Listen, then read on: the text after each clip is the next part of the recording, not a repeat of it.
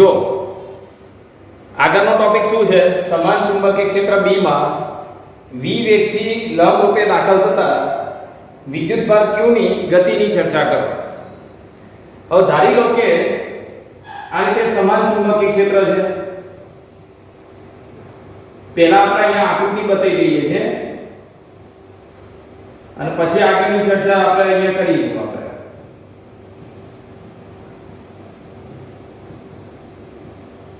આ પ્રમાણે હવે અહીંયા ક્રોસ નિશાની એનો મતલબ શું? આ જે ક્રોસ નિશાની છે એનો મતલબ ચુંબકીય ક્ષેત્ર એ અંદર તરફની દિશામાં હશે, અંદર તરફની દિશામાં, બરોબર। હવે આની અંદર કોઈ વિદ્યુતભાર, અહીંયા કોઈ વિદ્યુતભાર છે એ v વેગથી લંબરૂપે દાખલ થાય છે।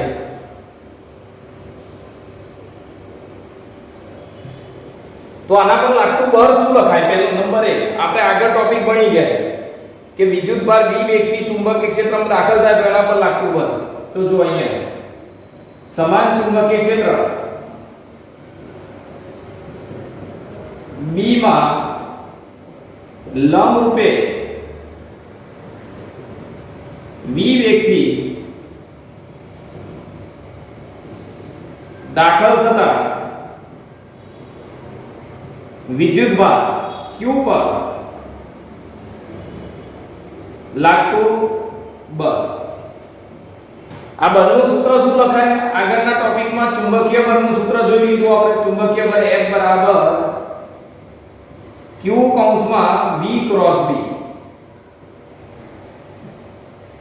પણ અહીંયા તો સ્પષ્ટ છે કે જે વેગ છે ને ચુંબકીય ક્ષેત્રમાં અંતર તરફ છે અને વિદ્યુતભાર v વેગથી લંબરૂપે દાખલ થયો, એટલે વેગ અને ચુંબકીય ક્ષેત્ર અહીંયા લખી દઈએ જ્યાં v અને b પરસ્પર લંબ છે। આપણે ઉપર ઉલ્લેખ કરેલો જ છે। જો અને લંબ હોય તો ખૂણો કેટલો બને? 90 ડિગ્રી। એટલે અહીંયા લખાય F બરાબર qvb sin 90। આ ચુંબકીય બળ અને sin 90 ની કિંમત કેટલી થાય? 1। sin 90 ડિગ્રીની કિંમત 1 થાય અને માટે આ જે ચુંબકીય બળ છે એ શું આવ્યું? qvb। આટલું ચુંબકીય બળ આ વિદ્યુતભાર પર લાગતું હશે ચુંબકીય ક્ષેત્રને લીધે। હવે આ બળ કઈ તરફ લાગે શોધવું હોય તો જમણા હાથના નિયમ પરથી શોધી શકાય। આ બળની દિશા, આ ચુંબકીય બળની દિશા જમણા હાથના નિયમ પરથી શોધતા તે વેગને લંબ, વેગ v ને લંબ કેન્દ્ર તરફ મળે છે, કેન્દ્ર તરફ મળે છે। અહીંયા છે ને જો તમે જમણા હાથના નિયમ પરથી આ ચુંબકીય બળની દિશા શોધી। જમણા હાથના નિયમનો ઉપયોગ કેવી રીતે થાય? જો પહેલી આંગળી, બીજી આંગળીનો અંગૂઠો, ડાબા હાથનો નિયમ એ વપરાય, પણ મેં ડાબા હાથનો નિયમ એકવાર તમને બતાવી દીધો તો આગળના વિડિયોની અંદર। હવે એની ચર્ચા આપણે નથી કરતા, જ્યારે ફરીથી જરૂર પડે તો હું તમને ફરીથી શીખવાડી દઈશ। જમણા હાથના નિયમ પરથી આ ચુંબકીય બળ કઈ તરફ લાગતું હશે એ આપણે પહેલા સમજી લઈએ। તો જો તો પહેલી જે રાશિ હોય સદિશ ગુણાકારમાં પહેલી રાશિ તરફ પહેલી આંગળી રાખવાની। તો વેગ આમ છે એટલે વેગની દિશામાં પહેલી આંગળી, પછી બીજા નંબરમાં ચુંબકીય ક્ષેત્ર, તો બીજી આંગળી ચુંબકીય ક્ષેત્રની દિશામાં એટલે અંદર તરફ છે। જો ચુંબકીય ક્ષેત્ર તો બળ કઈ તરફ આવ્યું? આમ, મતલબ બળની દિશા એ આ વેગને લંબરૂપે આ રીતે આવે છે। બરોબર, ધ્યાન રાખજો, બહુ અગત્યનો પોઈન્ટ છે। હવે ધ્યાન આપો। હવે તમે ધારી લો કે આમ ગતિ કરતા હોય અને કોઈ વાર આમ લાગતું હોય તો તમે ધકેલાવ કઈ તરફ? તો આ રીતે ધકેલાવશો। તમે આમ દોડતા હોય અને પવન આમ ફૂંકાતો હોય તો આમ ત્રાંસા ફેંકાવો બંને સદિશોની વચ્ચે। હવે ધારી લો કે અહીંયા આયા ત્યારે વેગ આ બિંદુ આગળ વેગ કઈ દિશામાં છે? ચલો હું થોડો વધારે વક્ર દોરતો બાજુ। આ બિંદુ પાસે કણનો વેગ વિદ્યુતભાર q નો વેગ આ દિશામાં હશે અને બળ કઈ તરફ લાગશે ચલો આમાં નક્કી કરીએ વેગની દિશામાં પહેલી આંગળી ચુંબકીય ક્ષેત્ર અંદર એટલે ચુંબકીય ક્ષેત્રની દિશામાં બીજી આંગળી બીજા નંબર પર છે એટલે આમ તો અંગૂઠો ક્યાં આવ્યો જો આમ એટલે બળ કઈ તરફ લાગશે ધ્યાનથી જોજો આ બળની દિશા આમ હશે અહીંયા તો એનો મતલબ એવો થયો કે વિદ્યુતભાર આમ ગતિ કરતું હોય બળ આમ લાગે આ તરફ એટલે બંનેની વચ્ચે આમ ગતિ થાય બરોબર આ રીતે ચલો પછી વિદ્યુતભાર ફરતો ફરતો અહીંયા આવે આ જગ્યાએ વિદ્યુતભારનો વેગ કઈ તરફ આ તરફ વિદ્યુતભાર આમ જતો હોય તો વિદ્યુતભારનો વેગ આ રીતે લેવાય હવે અહીંયા પર કઈ તરફ આવે ધ્યાનથી જોજો વેગ આ દિશામાં છે વેગની દિશામાં પહેલી આંગળી ચુંબકીય ક્ષેત્ર અંદર છે તો બીજી આંગળી અંદર તરફ જો આ અંદર તરફ તો અંગૂઠો ક્યાં આવે નીચે એટલે અહીંયા લાગતું બળ એ નીચે તરફ આવશે હવે કોઈ વ્યક્તિ આમ ગતિ કરતો હોય પવન આમ ફૂંકાતો હોય મતલબ એના પર બળ આમ લાગતું હોય તો અસર કઈ બાજુ થાય એની વચ્ચે આ પરિણામી સદિશ બંનેની વચ્ચે આવે એનો અર્થ એવો થયો કે અહીંયા જેટલા પણ દરેક બિંદુએ લાગતું બળ જે છે દરેક બિંદુએ લાગતું બળ એ વેગનો સદિશ છે અને લંબ રૂપે અને કેન્દ્ર તરફ છે જો આ બિંદુએ વેગ કઈ તરફ હશે આમ હશે અને બળ કઈ તરફ હશે જમણા હાથના નિયમનો ઉપયોગ કરીને તમે શોધો તો એ આ દિશામાં મળશે મતલબ કેન્દ્ર તરફ મળશે એટલે આ ચુંબકીય બળની દિશા જમણા હાથના નિયમ પરથી શોધતા તે વેગને લંબ અને કેન્દ્ર તરફ મળે છે અને પરિણામે જો કોઈ પદાર્થ પર કેન્દ્ર તરફ બળ લાગતું હોય તો એ નિયમિત વર્તુળમય ગતિ કરે છે તમને ખબર છે 11મા ધોરણની અંદર આપણે ભણી ગયા નિયમિત વર્તુળમય ગતિ કરતા પદાર્થ પર પદાર્થનો પ્રવેગ એ કેન્દ્રગામી પ્રવેગ હોય અને એના પર લાગતું બળ એ પણ કેન્દ્રગામી જ હોય નિયમિત વર્તુળમય ગતિ કરતા પદાર્થ પર લાગતું બળ એ કેન્દ્ર તરફ જ હોય તો અહીંયા જુઓ તો વિદ્યુતભાર પર લાગતું બળ કેન્દ્ર તરફ છે માટે આ જે વિદ્યુતભાર છે એ નિયમિત વર્તુળમય ગતિ કરે છે એટલે અહીંયા લખાય એટલે કે અહીં વિદ્યુતભાર q પર ચુંબકીય ક્ષેત્ર B માં થોડું ડિટેલમાં લખું છું ચુંબકીય ક્ષેત્ર B માં v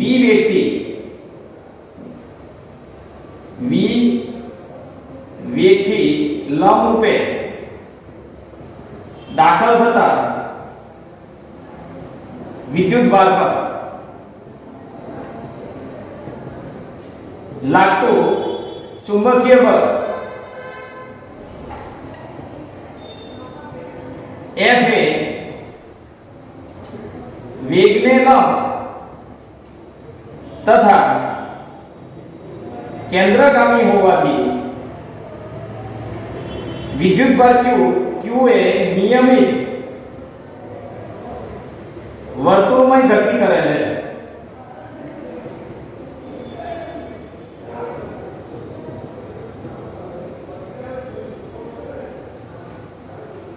હવે યાદ રાખો નિયમિત વર્તુળમય ગતિ કરતો કોઈ પણ કણ જેમ કે સૂર્યની આસપાસ બધા ગ્રહો વર્તુળમય ગતિ કરે છે એ બધા ગ્રહોની ગતિ આપણે નિયમિત વર્તુળમય ગણીએ છીએ તો નિયમિત વર્તુળમય ગતિ કરતો કોઈ પણ કણ હોય એની ઝડપ હંમેશા અચળ હોય ઝડપ કદી બદલાય નહીં તો જો તો વિદ્યુતભાર q ની ઝડપ અહીંયા આપણે નિયમિત વર્તુળમય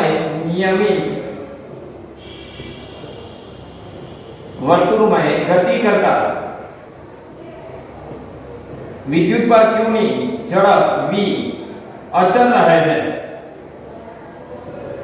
એટલે સતત જ્યારે વિદ્યુતભાર ફરતો હોય ચુંબકીય ક્ષેત્રમાં ત્યારે એની ઝડપ ના બદલાય એ શરૂઆતમાં જેટલા વેગથી ચુંબકીય ક્ષેત્રમાં લંબ રૂપે દાખલ થયો હોય ધારો કે 10 ના વેગથી લંબ રૂપે દાખલ થયો તો 10 ના વેગથી જ ફર્યા કરશે એટલે ઝડપ બદલાશે નહીં પણ અહીંયા છે ને વેગની દિશા બદલાય છે, આ બિંદુ પાસે વેગની દિશા આ તરફ હતી, મૂલ્ય ના બદલાય, સમજો ફરીથી, ઝડપ એટલે મૂલ્ય, વેગનું મૂલ્ય કદી બદલાશે નહીં, પણ એની દિશા સતત બદલાય છે, અને વેગની દિશા બદલાય એટલે મતલબ વેગમાં ફેરફાર થાય છે, પરંતુ અહીંયા લખાય, પરંતુ વેગની દિશા સતત બદલાય છે,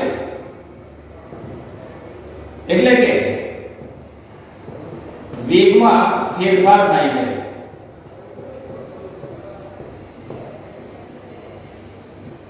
અને આ વેગના ફેરફારમાં પ્રવેગ શોધવો હોય તમારે તો એક કેન્દ્ર તરફ આવે, તો પ્રવેગની હું વાત નથી કરતો કારણ કે કેન્દ્રગામી બળ લખી દીધું છે આપણે, બળ કેન્દ્ર તરફ એટલે પ્રવેગ પણ કેન્દ્ર તરફ થાય.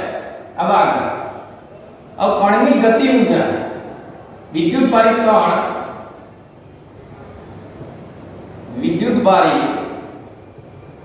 કણની ગતિ ઊર્જા. હવે ગતિ ઊર્જા બરાબર શું લખાય? તો ગતિ ઊર્જા k બરાબર, જો આ કૌંસમાં સૂત્ર લખી દઉં છું, ગતિ ઊર્જા k બરાબર 1/2 mv². ઊર્જાના સૂત્રમાં ગતિ ઊર્જા એ અદિશ રાશિ છે, એટલે એમાં ઝડપ આવે, અને ઝડપ તો કદી બદલાતી જ નથી, અચળ ઝડપથી આમ ફરતો હોય. વિદ્યુત ભાર ચુંબકીય ક્ષેત્રમાં લંબરૂપે દાખલ થાય એટલે નિયમિત વર્તુળમય ગતિ કરે. કેમ વર્તુળમય ગતિ કરે એનું કારણ આપણે જોઈ લીધું, એમાં એની ઝડપ બદલાય નહીં, નિયમિત વર્તુળમય ગતિમાં ઝડપ બદલાતી નથી, તો એનો મતલબ કે ગતિ ઊર્જા અચળ રહેશે. જો ઝડપ અચળ તો ગતિ ઊર્જા અચળ, એટલે વિદ્યુત ભારિત કણની ગતિ ઊર્જા અચળ રહે છે. પણ વેગમાન જો વિદ્યુત ભારિત કણનું વેગમાન p બરાબર mv, વેગમાન છે ને સદિશ રાશિ છે, અને વેગમાનમાં વેગ આવે, વેગમાન એ સદિશ રાશિ અને એમાં વેગ આવે, કારણ કે વેગ એ સદિશ રાશિ છે, પણ વેગ તો સતત બદલાય છે. જો તો વેગ બદલાય તો વિદ્યુત ભારિત કણનું વેગમાન પણ બદલાય છે, એટલે વિદ્યુત ભારિત કણનું વેગમાન બદલાય છે. આગળ આટલા પોઈન્ટ પહેલા યાદ રાખો ખાસ, આ એક એક માર્ક માટે અગત્યના છે. ફરીથી ટોપિક શું હતો આપણો કે સમાન ચુંબકીય ક્ષેત્ર B માં v વેગથી લંબરૂપે દાખલ થતા વિદ્યુત ભાર q ની ગતિની ચર્ચા કરો. તો આપણે અહીંયા જો સમાન ચુંબકીય ક્ષેત્ર B માં b ને લંબરૂપે v વેગથી દાખલ થતા વિદ્યુત ભાર પર લાગતું બળ કેટલું, કારણ કે ચુંબકીય ક્ષેત્રમાં વિદ્યુત ભાર ગતિ કરતો હોય તો એના પર લાગતું બળ આટલું આવે. મૂલ્યમાં લખવું હોય તો આને લખાય q vb sin θ, પણ અહીંયા તો લંબરૂપે દાખલ થાય છે, એટલે વેગ અને ચુંબકીય ક્ષેત્ર પરસ્પર લંબ છે, એટલે ખૂણો 90 sin 90 ની કિંમત 1, એટલે લાગતું બળ q vb આવે. હવે જમણા હાથના નિયમ પરથી આ વિદ્યુત ભાર પર લાગતા બળની દિશા શોધીએ તો એ વેગને લંબરૂપે અને કેન્દ્ર તરફ મળે છે. અને હંમેશા યાદ રાખો, બળ વેગને લંબરૂપે હોય ત્યારે એ વિદ્યુત ભાર નિયમિત વર્તુળમય ગતિ કરે છે. અહીંયા છે નિયમિત વર્તુળમય ગતિ કરે છે, અને નિયમિત વર્તુળમય ગતિ કરતો હોય, બરોબર, જેમ કે સૂર્યની આસપાસ બધા ગ્રહોની વર્તુળમય ગતિ એ નિયમિત વર્તુળમય ગતિ છે, તો એ વિદ્યુત ભારિત કણની ઝડપ અચળ રહે છે, પણ એની દિશા સતત બદલાય એટલે વેગ બદલાય છે. ઝડપ અચળ, વેગ બદલાય. આવજો તો વિદ્યુત ભારિત કણની ગતિ ઊર્જા કેટલી? તો વિદ્યુત ભારિત કણની ગતિ ઊર્જા k બરાબર 1/2 mv². ઝડપ અચળ તો ગતિ ઊર્જા અચળ રહે, અને વિદ્યુત ભારિત કણનું વેગમાન તો આમાં વેગ આવે સદિશ રાશિ, તો વેગ બદલાય એટલે વેગમાન બદલાય છે. તો આ બધા એક એક માર્કના પ્રશ્નો છે. આગળ જો તો ગતિ ઊર્જામાં થતો ફેરફાર ચુંબકીય ક્ષેત્ર B માં v વેગથી લંબરૂપે દાખલ થતા વિદ્યુત ભારિત કણ q ની ગતિ ઊર્જામાં થતો ફેરફાર. તો વિદ્યુત ભારિત કણ ચુંબકીય ક્ષેત્રમાં જ્યારે દાખલ થાય ત્યારે એની ગતિ ઊર્જામાં ફેરફાર કેટલો થાય? તો ફેરફાર થતો નથી. જો ગતિ ઊર્જા અચળ છે બરોબર, તો ગતિ ઊર્જાનો ફેરફાર કેટલો થાય? 0. એટલે વિદ્યુત ભારિત કણની ગતિ ઊર્જામાં કોઈ ફેરફાર ના થાય. તો કાર્ય ઊર્જા પ્રમેય અનુસાર એક કણ પર વર્તુળમય ગતિ કરાવવા માટે કરવું પડતું કાર્ય ઊર્જા પ્રમેય અનુસાર q ની વર્તુળમય ગતિ માટે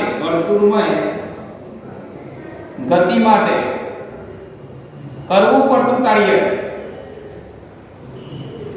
તો W બરાબર ડેલ્ટા કે પદાર્થ પર કરવું પડતું કાર્ય ગતિ ઊર્જાના ફેરફાર જેટલું હોય, પણ ગતિ ઊર્જામાં તો ફેરફાર થતો નથી. એટલે આને વર્તુળમય ગતિ કરાવવા માટે આપણે કોઈ કાર્ય કરવું પડશે નહીં. આનું સિમ્પલ એક ઉદાહરણ આપું, સમજો. સૂર્યની આસપાસ ગ્રહો વર્તુળમય ગતિ કરે છે, તો એને નિયમિત વર્તુળમય ગતિ કરાવવા માટે ગ્રહોને કોઈ એના પર કાર્ય કરવા જતું નથી, એના પર કોઈ બળ લગાડતું નથી. આપમેળે એના પર બળ કેન્દ્ર તરફ લાગે છે, એના કારણે ગ્રહો નિયમિત વર્તુળમય ગતિ કરે છે. કોઈ એને ધક્કો મારવા નથી જતું ગ્રહોને, બરોબર ને? એટલે કે વિદ્યુત ભારિત કણ પર કરવું પડતું કાર્ય હંમેશા શૂન્ય હોય છે. નિયમિત વર્તુળમય ગતિમાં કોઈ દિવસ કાર્ય કરવું ના પડે. તો આના પરથી ઘણા બધા એમસીક્યુ બની શકે. હું આ બધા અહીંયા પોઈન્ટ લખી દીધા છે. હજુ બીજા એક પોઈન્ટની વાત કરીએ. ફરીથી એકવાર ચુંબકીય ક્ષેત્ર અંદર તરફ છે. તમે 10 મીટર પ્રતિ સેકન્ડના વેગથી વિદ્યુતભાર અંદર દાખલ કરો, લંબરૂપે દાખલ કરો એટલે આટલું બળ લાગે, ચુંબકીય બળ. અને એ બળ કેન્દ્ર તરફ હોય, પરિણામે એ વિદ્યુતભાર નિયમિત વર્તુળમય ગતિ કરે છે. અને નિયમિત વર્તુળમય ગતિ દરમિયાન એની ઝડપ બદલાતી નથી. મતલબ 10 ના વેગથી દાખલ કર્યો હોય તો એનું મૂલ્ય 10 જ રહે. અહીંયા 10 હોય, અહીંયા 10 હોય, અહીંયા 10, અહીંયા 10. મૂલ્યમાં કોઈ ફેરફાર ના થાય.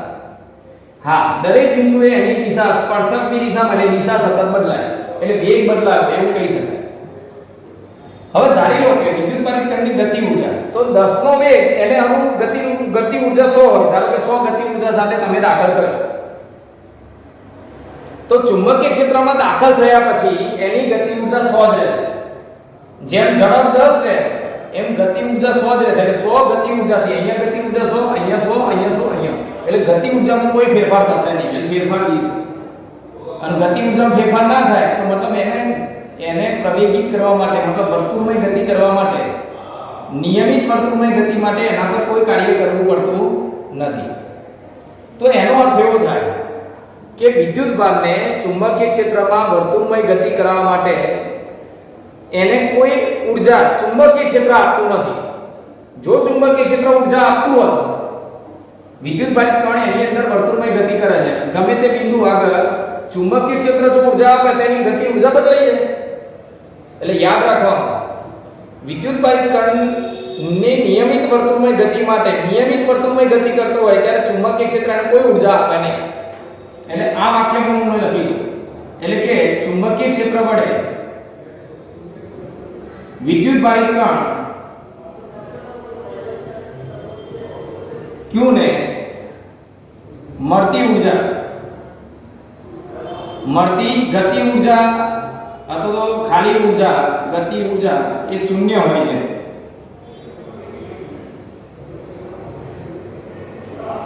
તો એનો અર્થ એવો થયો, આ પણ અગત્યનો એમસીક્યુ છે. બધા એક માર્કના એમસીક્યુ છે. ચુંબકીય ક્ષેત્રમાં વિદ્યુતભાર અંદર દાખલ કરવા શાના વડે દાખલ કરીશું આપણે?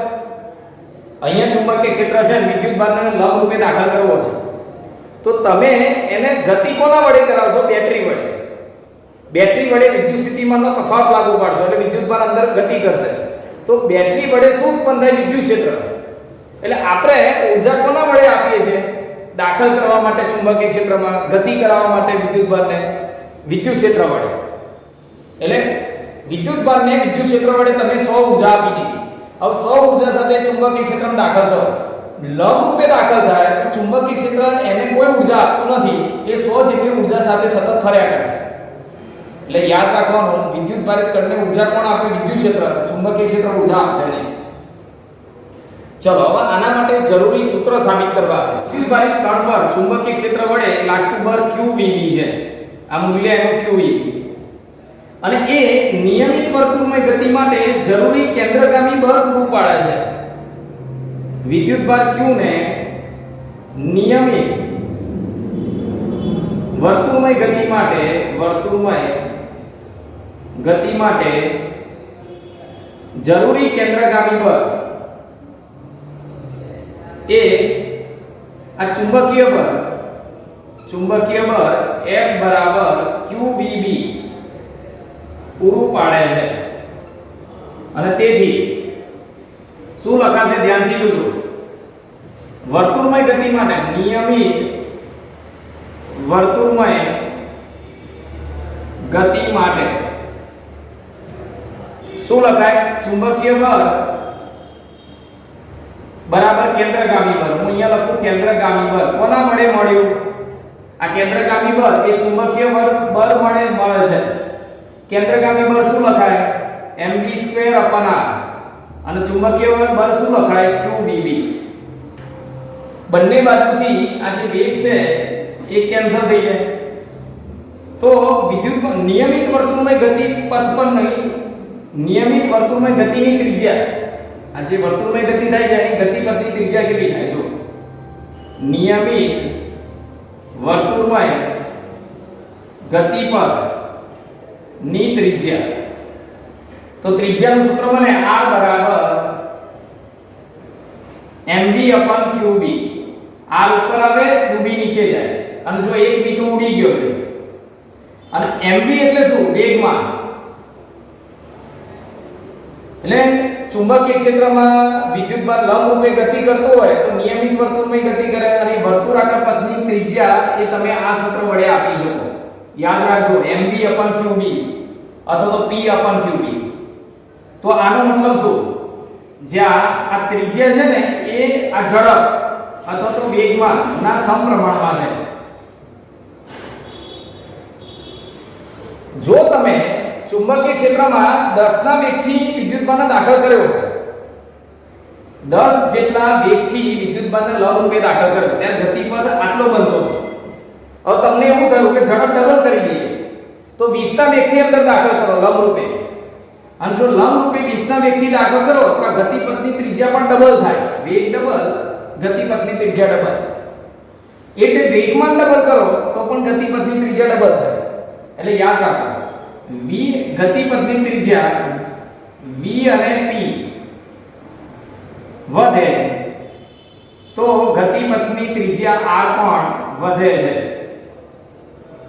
એટલે હું તમને એમ કહું કે તમારે વિદ્યુતભારિત કણને વધારે ત્રિજ્યાવાળા પથ પર ગતિ કરાવવાની છે ચુંબકીય ક્ષેત્રમાં તો તમારે અહીંયા જે વેગથી દાખલ કર્યો હોય એના કરતાં વધારે વેગથી દાખલ કરો એટલે એની ગતિપથની ત્રિજ્યા વધારે બને એટલે ઝડપ અને વેગમાન વધે તો ગતિપથની ત્રિજ્યા વધે હવે કોણીય આવૃત્તિ વિદ્યુતભારિત કણની કોણીય આવૃત્તિ ઓમેગા બરાબર v r આ v બરાબર r ઓમેગા તો ઓમેગા બરાબર v r હવે v r એટલે જો અહીંયાથી બનશે આ v તો છે નીચે r લાવી દો qb આમ જાય ને એમ નીચે જાય એટલે qb m આ વિદ્યુતભારિત કણની કોણીય આવૃત્તિ થઈ તો આ કોણીય આવૃત્તિનો આધાર કોના પર ઓમેગા એ કોના પર આધાર રાખે છે કોણીય આવૃત્તિનો આધાર એ વિદ્યુતભાર q ચુંબકીય ક્ષેત્ર b અને જે વિદ્યુતભારિત કણ ચુંબકીય ક્ષેત્રમાં ગતિ કરતો એના દર પર છે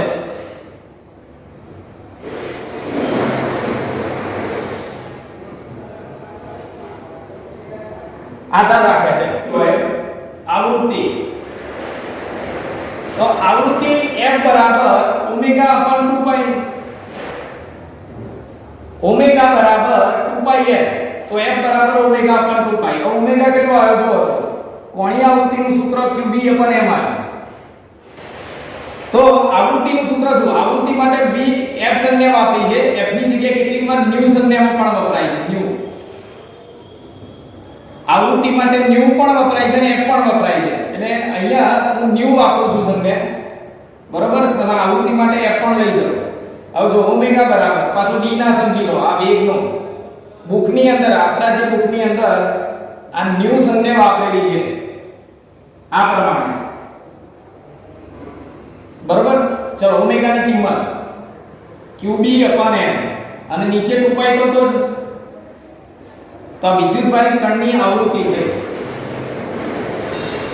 બરોબર? તો આવૃત્તિ ન્યુ અને કોણીય આવૃત્તિ ઓમેગા નો આધાર, બંનેનો આધાર QB અને M પર જ છે. QB અને M પર. તે કોના પર આધારિત નથી? તો જો આ આવૃત્તિ એક ઝડપ, વિદ્યુત પરિકરની ઝડપ, પછી વેગમાન અને ગતિ ઊર્જા. ગતિ ઊર્જા કે ઝડપ, આ બધાનો ઉલ્લેખ લખી દો. વેગ v, વેગમાન p અને ગતિ ઊર્જા k પર, k થી સ્વતંત્ર છે. આવું લખી દઉં છું, k થી સ્વતંત્ર છે. અને છેલ્લું સ્ટેપ, આવૃત્તિ મળી ગઈ તો આવર્તકાળ. આવર્તકાળ t બરાબર શું લખાય? 1/f, આવૃત્તિનો વ્યસ્ત. તો આવૃત્તિનો વ્યસ્ત એટલે આને ઊંધું કર દો, એટલે 2πm/qb. તો આવર્તકાળ પણ કોના પર આધાર રાખે છે? m, q અને b પર. આવર્તકાળ કોના પર આધારિત નથી? તો ઝડપ v, આમાં v નથી આવતો. આવૃત્તિ જો વિવેગ નથી. વેગ v, વેગમાન p અને ગતિ ઊર્જા પર આધારિત નથી. એટલે આ ત્રણેય રાશિ એ વેગ v, વેગમાન p અને ગતિ ઊર્જા k થી સ્વતંત્ર છે. ફક્ત qb અને m પર આધાર રાખે છે. હવે આમાં એક અગત્યની બાબત, છેલ્લો પોઈન્ટ કહી દઉં એટલે આ ટોપિક આપણો પૂરો થશે. આવૃત્તિ અને આવર્તકાળનો મતલબ શું?